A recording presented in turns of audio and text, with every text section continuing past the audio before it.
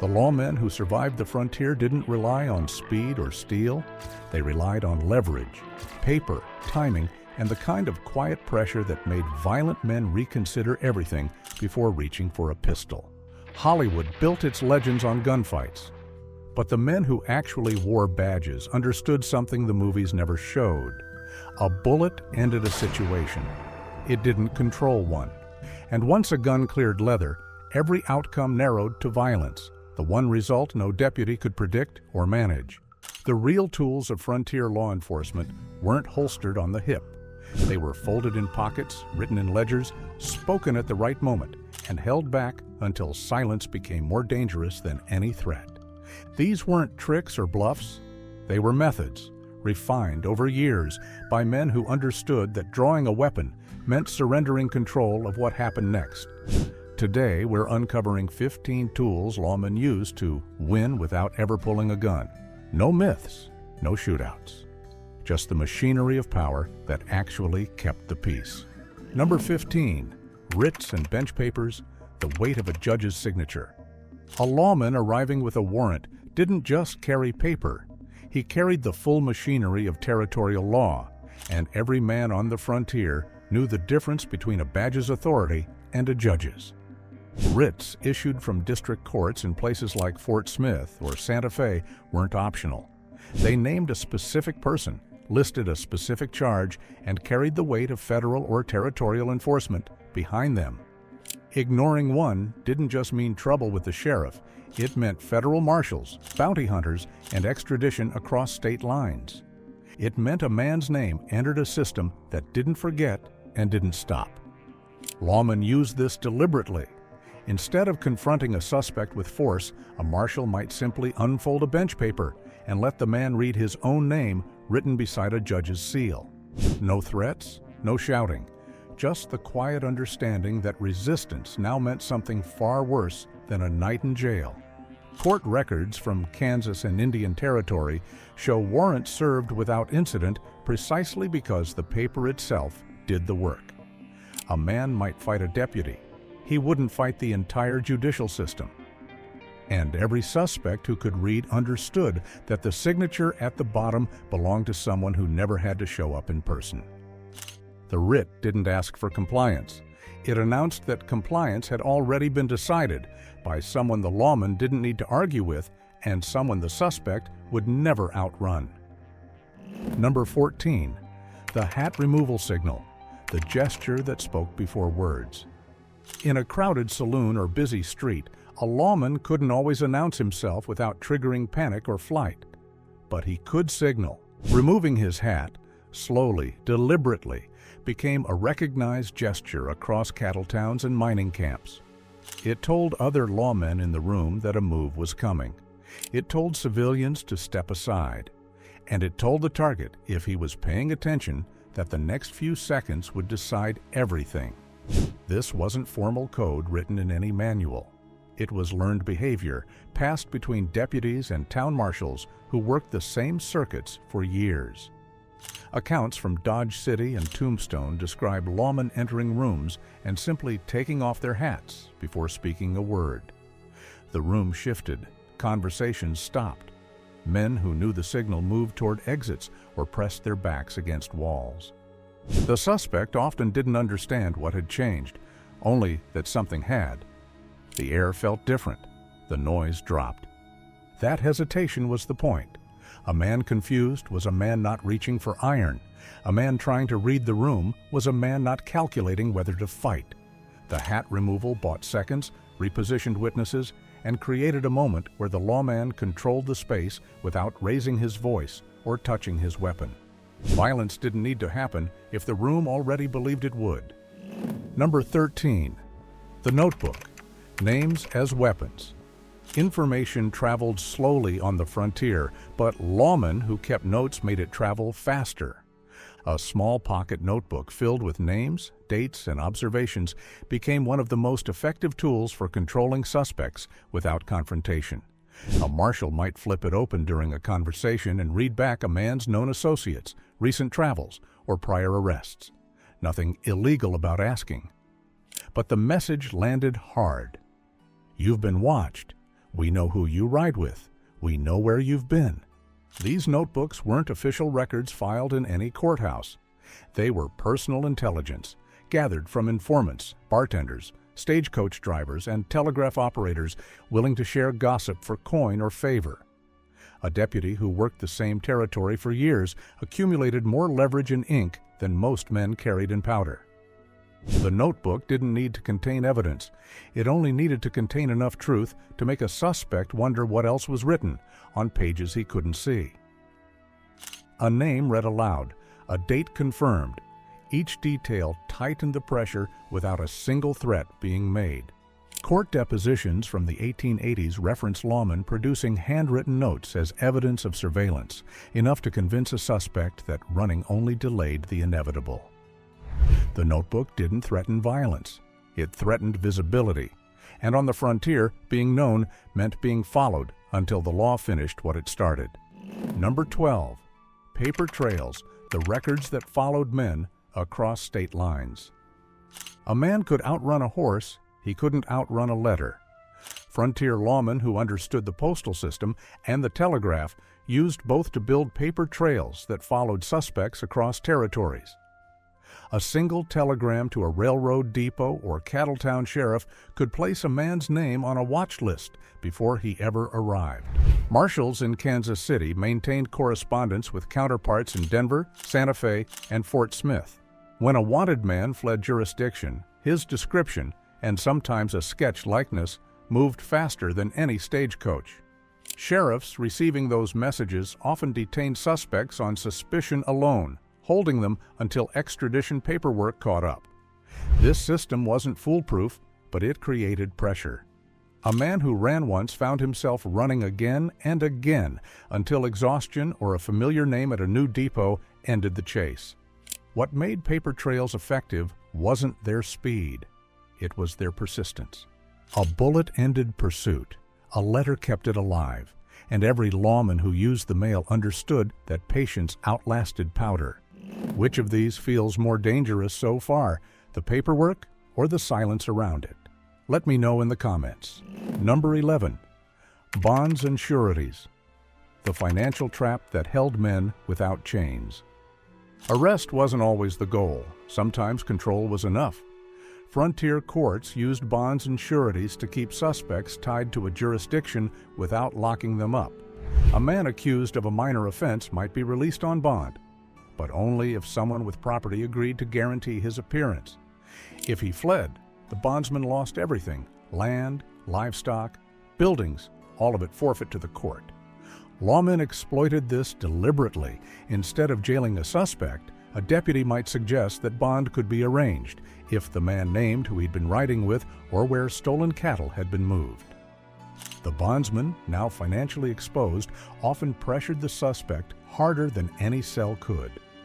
A man might resist a sheriff. He wouldn't resist his own brother-in-law threatening to lose the family ranch.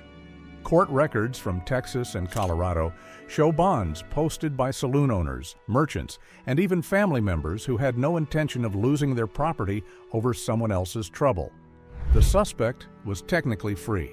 In practice, he was surrounded by people with every reason to keep him compliant and every reason to drag him back if he tried to disappear. Bonds didn't require bars or chains. They required only debt. And debt on the frontier was a leash no man could cut without consequences. Number 10. Jurisdiction knowledge, the invisible lines that ended chases. A lawman who understood where his authority stopped could use that boundary as a weapon. Territorial lines, county borders, and federal land designations created a patchwork of jurisdictions across the frontier. A deputy chasing a suspect into the wrong county had no legal power to arrest, but a suspect who crossed into federal territory suddenly faced marshals with broader reach and harsher penalties. Experienced lawmen herded suspects toward borders they couldn't escape. A man fleeing a Kansas sheriff might find himself pushed toward Indian territory, where federal marshals waited with warrants for crimes the county couldn't touch. Others were allowed to cross into jurisdictions where extradition was certain and court systems less forgiving. This wasn't accidental. Lawmen studied maps, corresponded with neighboring sheriffs, and timed arrests to fall inside favorable territory. The suspect thought he was running. The lawman knew exactly where he would stop. Jurisdiction wasn't a limitation, it was a maze, and the men who understood its walls used them to close every exit before a suspect realized he was already trapped. Number 9. Holding cells as threats. The jail you never wanted to see. Not every jail was equal. Some were weathered wooden rooms with barred windows and passable ventilation. Others were stone cellars, underground, with no light, no airflow, and no guarantee of survival through a summer month. Lawmen used the reputation of certain holding cells as leverage long before a suspect ever saw the inside. A deputy might casually mention that the territorial lockup in Fort Smith had claimed more men to fever than hanging, or that the Yuma cells sat so deep below ground that screaming couldn't reach the surface. These weren't idle threats. Jail conditions across the frontier ranged from tolerable to lethal, and men who had survived a stay often warned others in vivid detail. Stories traveled through saloons and bunkhouses, growing worse with each telling. The mere suggestion of transfer to a notorious facility changed negotiations instantly. A suspect willing to fight over a local arrest might surrender quietly when told his next stop was a federal holding pen with no doctor, no clean water, and a summer population twice its capacity. He might suddenly remember details he had forgotten. He might decide cooperation was simpler than gambling on survival. Fear of the cell didn't require cruelty from the deputy himself, it only required knowledge, and lawmen who could describe what waited behind certain doors rarely needed to drag a man through them. If this kind of quiet, mechanical truth about the Old West isn't something you hear elsewhere, that's exactly what this channel is for. Subscribe if you want more of it. Number 8. Transport routes, the long ride that broke resistance. Getting a man to jail was sometimes harder than arresting him. Lawmen understood this and used the journey itself as pressure. Transport routes across open country exposed prisoners to heat, thirst, and exhaustion. A 3-day ride chained to a saddle with limited water and no shelter softened resistance faster than any interrogation. Deputies didn't need to threaten violence. The trail did the work. Marshals escorting prisoners from remote territories often took longer routes deliberately, letting discomfort build until cooperation seemed preferable to another night under stars. Some offered better conditions in exchange for testimony. Others simply waited until fatigue loosened tongues. Accounts from prisoner transfers in Arizona and Indian Territory describe men arriving at their destinations willing to confess to anything, sign anything, or name anyone if it meant the ride was over. The transport wasn't punishment. Legally, it couldn't be. But lawmen who controlled the pace, the stops, and the water knew that distance did things to a man's resolve that iron bars never could. Number 7. Time pressure, the deadline that made men talk. A suspect in custody didn't have unlimited time to think. Lawmen made sure he knew it.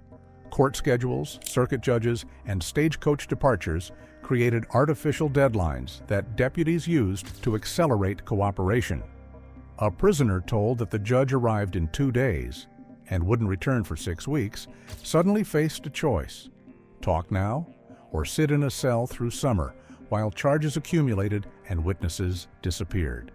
This pressure compounded with every passing hour. Witnesses left town. Bondsmen grew impatient. Family members ran out of money to bring food or pay lawyers. Accomplices outside the jail had time to flee, taking with them any chance of shifting blame. A man who refused to cooperate on Monday often reconsidered by Thursday, not because anything had changed, but because time had run out. Lawmen rarely explained the full schedule. They mentioned pieces: a departing stagecoach, a closing court session, a bondsman's deadline, a witness planning to leave, and let the suspect calculate the rest. The gaps in information created urgency. The silence between visits created doubt. Time didn't ask questions. It didn't negotiate or threaten. It simply passed, and every hour a man spent waiting was an hour closer to the moment when silence cost more than speaking ever could. Number 6. The badge, used late, not first. Contrary to every Western ever filmed, experienced lawmen often kept their badges hidden until the moment they needed them. A deputy walking into an unfamiliar town didn't announce himself immediately. He listened, watched, and gathered information before revealing his authority. The badge came out only when it served a purpose, usually after a suspect had already said something incriminating or positioned himself poorly. This wasn't deception, it was timing. A badge shown too early triggered flight, silence, or violence. A badge shown at the right moment froze a room and forced immediate decisions. The suspect had no time to plan, no chance to warn accomplices, and no opportunity to calculate odds. Accounts from marshals in Kansas and Colorado describe approaching suspects as travelers, merchants, or drifters before producing identification at close range. By then, the conversation had already provided evidence. The badge simply ended it. Authority revealed too soon became a warning. Authority revealed at the right moment became a trap. And the men who survived longest on the frontier understood the difference. Number 5. Wanted posters shown privately. Wanted posters weren't just for public walls. Lawmen used them as private leverage, often more effectively than any public display ever accomplished. A deputy might approach a suspected accomplice, unfold a poster, and lay it on the table without a word.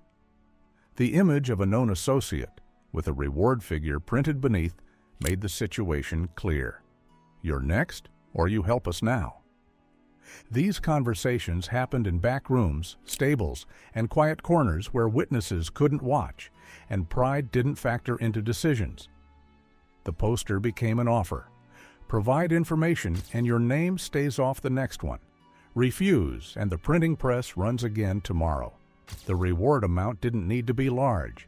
It only needed to be visible, a number that turned friends into threats and loyalty into liability. Court records from the 1870s and 1880s reference testimony obtained after suspects were shown posters of men they had ridden with. The visual reminder of consequence. A face, a name, a dollar amount attached to betrayal often succeeded where verbal threats failed. It made abstract danger concrete. It turned suspicion into certainty. Wanted posters weren't advertisements for the public. They were contracts, and lawmen who understood their value used them to turn loyalty into liability before a suspect realized negotiations had even begun. Number 4. Reputation by proxy. The stories that arrived before the lawman did. A lawman's most powerful weapon often reached a town before he did. Reputation traveled through saloon gossip, stagecoach passengers, and telegraph operators who passed along stories of arrests, shootings, and men brought back across impossible distances. By the time a marshal actually arrived, suspects had already heard versions of what he had done and imagined versions of what he might do. Deputies cultivated this deliberately. A single well-publicized arrest created stories that multiplied with each retelling. A man who had once faced down a gang became, in rumor, someone who had killed a dozen. The exaggeration didn't matter. The hesitation it caused did. Lawmen arriving in new towns often said nothing about their history. They let silence confirm whatever the suspect had already heard. A man facing an unknown quantity rarely gambled, and that uncertainty bought compliance without confrontation. Reputation wasn't vanity. It was infrastructure, and the men who built it carefully found that fear arrived before they did, doing work no badge or pistol ever could. Number 3. Deputization authority, the power to multiply. A lone lawman was vulnerable. A lawman who could make others into deputies was not. Frontier sheriffs and marshals held the legal authority to deputize civilians on the spot, transforming bystanders into temporary officers with arrest powers.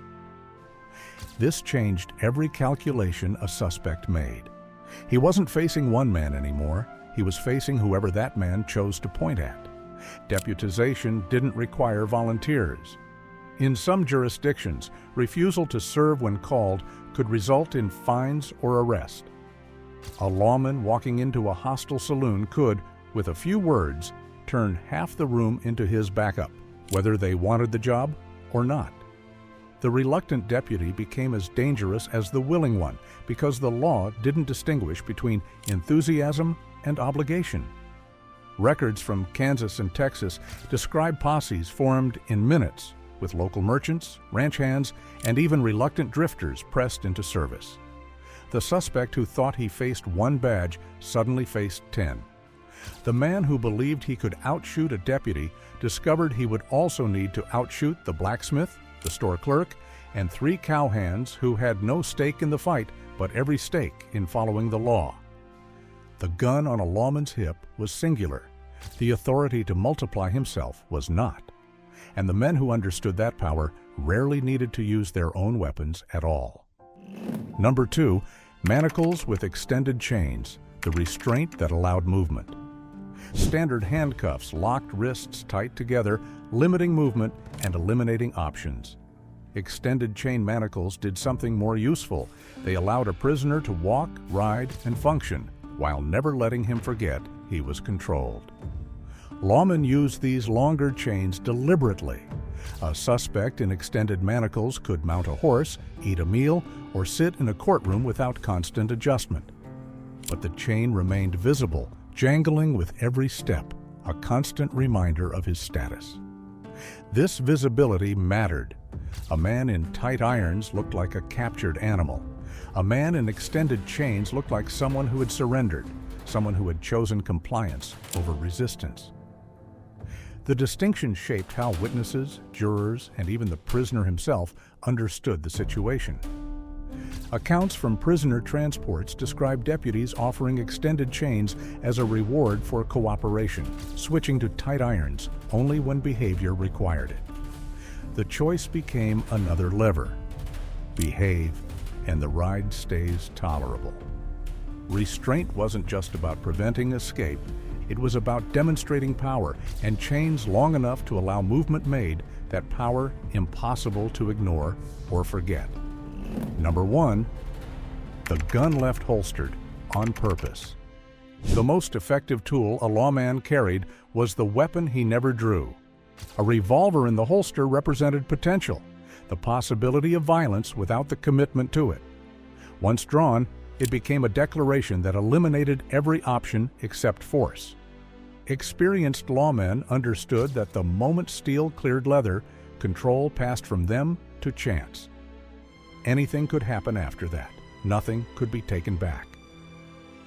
Deputies who kept their hands visible and their weapons seated communicated something specific: "I don't need it yet." That confidence created doubt in suspects accustomed to men who reached first and thought second. A lawman who didn't draw was either foolish or so certain of the outcome that drawing wasn't necessary. The suspect had to decide which, and that decision took time, created hesitation, and opened space for words instead of bullets. Most chose to believe the second. Most surrendered. Court testimony and newspaper accounts from Dodge City, Tombstone, and Fort Smith describe arrests made by lawmen who never touched their pistols. They walked forward, spoke calmly, and let the suspect calculate odds against a man who seemed unbothered by the danger. The holstered gun wasn't weakness. It was a statement of absolute control. Drawing meant the situation had already failed. The lawmen who survived longest were the ones who made sure it never reached that point, and the ones who understood that restraint, properly applied, was more terrifying than any bullet. 15 tools, none of them fired. Each one built on the same principle. Control was more valuable than violence, and leverage outlasted force. Hollywood filled the frontier with gunfights because cameras needed spectacle. The real lawman filled it with paper, timing, and the kind of quiet pressure that made drawing a weapon unnecessary. A bullet ended a confrontation. It didn't win one. The men who kept the peace understood that winning meant the gun never left the holster, and the suspect never doubted what would happen if it did.